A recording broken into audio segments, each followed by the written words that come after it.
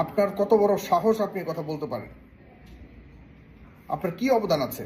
আপনি 24 আন্দোলনে কোথায় ছিলেন বলতে পারবেন? আপনি দেখাতে পারবেন কোনো ভিডিও যে আপনি কোন রাস্তায় ছিলেন?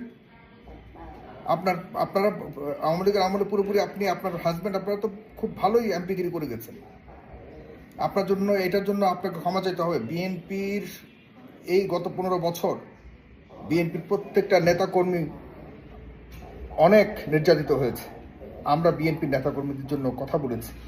আমরা বিএনপির নেতাকর্মীদের বিরুদ্ধে যে অত্যাচার হয়েছে, নিপীড়ন হয়েছে শেখ হাসিনা সরকারের মাধ্যমে, সেটির জন্য প্রতিনিয়ত আমরা প্রতিবাদ করেছি। আপনি কতটুকু বাংলাদেশের তো টকশোতে কথাও বলতে দেয়নি আপনাদেরকে, তবুও তো বাংলাদেশের যে কোনো টিভিতে, দালালদের টিভিতে দৌড়ে দৌড়ে গেছেন। আর আমি এই ফ্রেজার পিপল থেকে আমার ব্যক্তিগতভাবে আপনাদেরকে খুঁজে খুঁজে বের করে করে এনে কথা বলার সুযোগ করে দিয়েছি, যখন আপনাদেরকে কেউ ডাকতো না। আর সেই প্রবাসে থাকার কারণেই আমরা এটা করতে পেরেছিলাম। প্রবাসীরা 2 কোটি প্রবাসী আছে। এই প্রবাসীরা প্রতিনিয়ত আপনারা কিভাবে ভালো থাকেন বাংলাদেশে, সেই কারণে বাংলাদেশের সরকারকে সার্বক্ষণিক চাপে রেখেছিল এবং দেশে রেমিটেন্স, মাঝে মধ্যে রেমিটেন্সের মাধ্যমে পাঠানো না পাঠানোর মাধ্যমে নিজেদের অবস্থান জানিয়েছিল। 24-এর আন্দোলনে সেটি সর্বশেষ চূড়ান্তভাবে যুদ্ধে জড়িয়েছিল এই প্রবাসীরা। অন্ধকারের মধ্যে ছিলেন 4-5 দিন। কি করেছে এই 4-5 দিন প্রবাসীরা চিন্তাও করতে পারবেন না। প্রত্যেকটা দেশে দেশে প্রত্যেকটা বিদেশি সরকারকে জানান দিয়েছে প্রবাসীরা যে বাংলাদেশে যা হচ্ছে ঠিক হচ্ছে না, তোমরা ব্যবস্থা নাও। এত সহজে 24-এর স্বাধীনতা আসা নাই।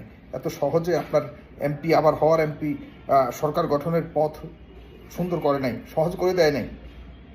সারা পৃথিবীর বাঙালির একসাথে হয়েছিল। কি জানেন আপনি? অন্ধকারে ছিলেন বাংলাদেশে। বাংলাদেশের মানুষ অন্ধকারে ছিল সেই 3-4 দিন যখন নেট ছিল না। এই প্রবাসীরা সারা বাংলাদেশকে সারা বিশ্বের দরবারে তুলে ধরেছিল। অনেক প্রবাসীদেরকে মধ্যপ্রাচ্য থেকে দেশে পাঠিয়ে দিয়েছে পর্যন্ত। আমরা দেখেছি, আমার নিজের চোখে দেখেছি। প্রত্যেকটা প্রবাসীকে জিজ্ঞাসা করেন আপনি, প্রত্যেকটা প্রবাসীকে জিজ্ঞাসা করেন, তারা নিজেদের ওই সব দেশে দেশে যে বাংলাদেশি এম্বাসি ছিল, দূতাবাস ছিল, সেগুলির সামনে গিয়ে বিক্ষোভ করেছে। অনেকে জানতো, মিডল ইস্টে অনেকে জানতো তাদেরকে পাঠিয়ে দিব, তবুও দেশের জন্য তারা দাঁড়িয়েছে, পাঠিয়েও দিয়েছে তাদেরকে। আপনার এই ধরনের আর ঘর বিটা বিক্রি করে গেছে মানে কি মনে করেন আপনি প্রবাসীদেরকে?